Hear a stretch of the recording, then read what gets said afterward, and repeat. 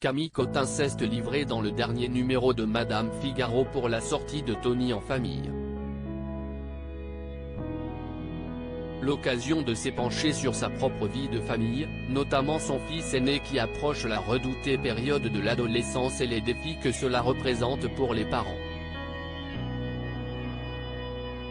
Que de chemin parcouru par Camille Cotin depuis son rôle de la connasse sur Canal+ il y a près de 10 ans. La comédienne, qui a confirmé son talent dans la série culte de France de 10%, est devenue l'un des visages qui comptent dans le petit monde du cinéma français. Encore plus fou, elle a vu Hollywood lui ouvrir ses portes ces dernières années, tournant aux côtés de Matt Damon dans Stillwater, ou encore Lady Gaga et Adam Driver dans House of Gucci, avant de carrément faire son entrée dans l'univers Star Wars. Mais la comédienne de 44 ans n'oublie pas pour autant son amour du cinéma français et ses rôles parfois très profonds. La preuve avec la sortie prochaine de Tony en famille, comédie dramatique de Nathan Ambrosioni dans lequel elle joue le rôle d'une mère de famille qui élève seule ses 5 adolescents et décide de reprendre des études.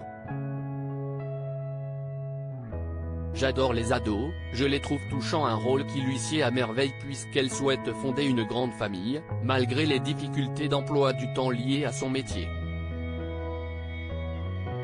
En attendant de savoir si elle franchira le pas pour un 3e enfant, elle profite déjà à fond de ses 2 premiers, Léon, 13 ans, et Anna Paloma, qui vient de fêter son 8e anniversaire.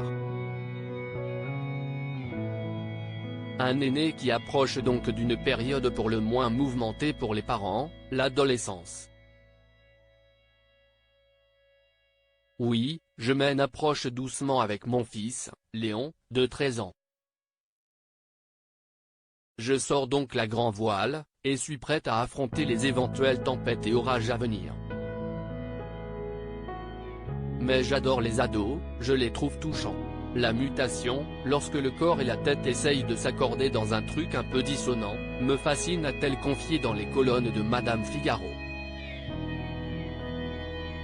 Mais pour affronter cette période sensible, Camille Cotin peut compter sur le soutien du père de ses enfants, prêt à tout pour le protéger de certains risques. Le père de mes enfants essaie de limiter l'écoute de certains reps, dont les textes peuvent être misogynes et violents, conscient que notre fils n'a pas encore acquis la distance nécessaire pour appréhender le propos, ajoute-t-elle.